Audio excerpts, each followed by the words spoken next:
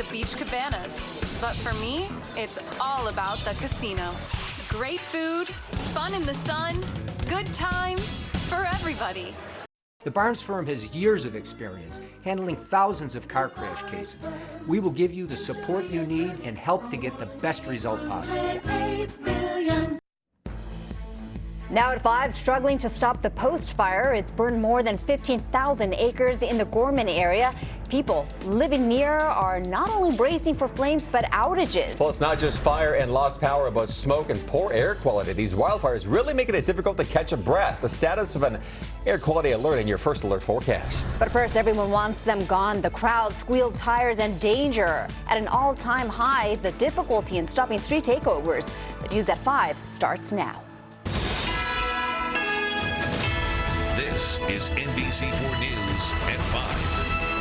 We begin with those takeovers. Our I-team has been looking into how the number of reports of street takeovers and street racing has continued to skyrocket around the LA area. Good evening, everyone. I'm Annabelle Sedano. And I'm Michael Brownlee in for Colleen here tonight. Well, despite increased attention from city leaders and focused efforts from police, nothing seems to be slowing them down.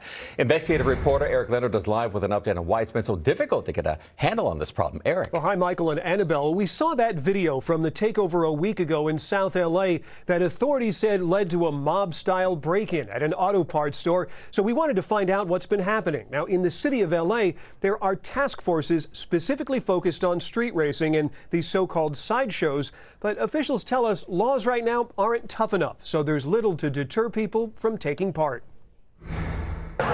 Police tell the I-team many in the crowd that raided this AutoZone store at Century and Hoover had been part of the street takeover or sideshow at the intersection nearby at Century and Hoover.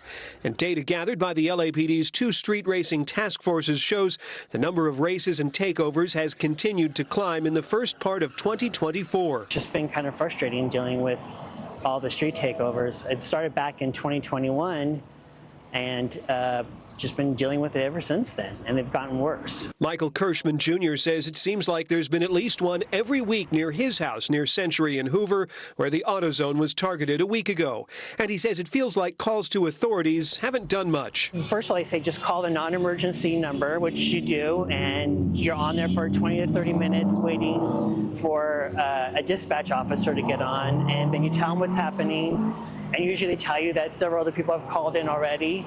And then you wait like another 30 minutes before you hear police sirens showing up. As the I-team reported at this time last year, the number of takeovers has increased in Central and South LA, and officials have said few of the strategies used to try to stop them are working.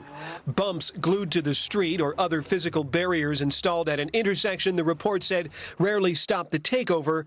One specific type of barrier installed in Sylmar appeared to work, but rather than stop takeovers, it just drove the cars and crowds to other streets nearby. Authorities say the bigger issue is still the law. Even when officers show up and catch people in the act, there are few significant penalties. And according to some new data, the number of reckless driving and speeding tickets issued at these events went up significantly in early 2024, and yet the number of reported street races also increased by nearly 50%, and the number of reported takeovers crept up by about 2%. It's hard enough in South LA, I think, that if all of a sudden small businesses are constantly getting hit, people are not going to want to set up small businesses down here. I mean, these are neighborhoods that people have lived in for a long time, and I think South LA deserves better. Now, one man was arrested after allegedly leading police on a chase after that AutoZone raid last week. He was charged with several felonies, including organized retail grand theft, but police tell us that's kind of unusual. Most people caught face misdemeanors, and at most, there aren't enhancements that increase penalties for taking part in a street takeover or a street race. There are several proposals to change state and local laws, but at the moment, none of those have taken effect. Live in the newsroom, I'm investigative reporter Eric Leonard, NBC4 News. Back to you. All right, Eric, thank you very much for that. And we're tracking multiple wildfires in Southern California, fueled by the wind. The largest is the Post fire burning in Gorman. Yeah, so far it's burned more than 15,000 acres and is 8% contained. NBC4's Annette Adela live in Gorman for us. Annette.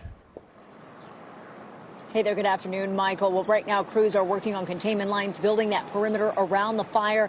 However, the one thing they have zero control over are the winds, and they are kicking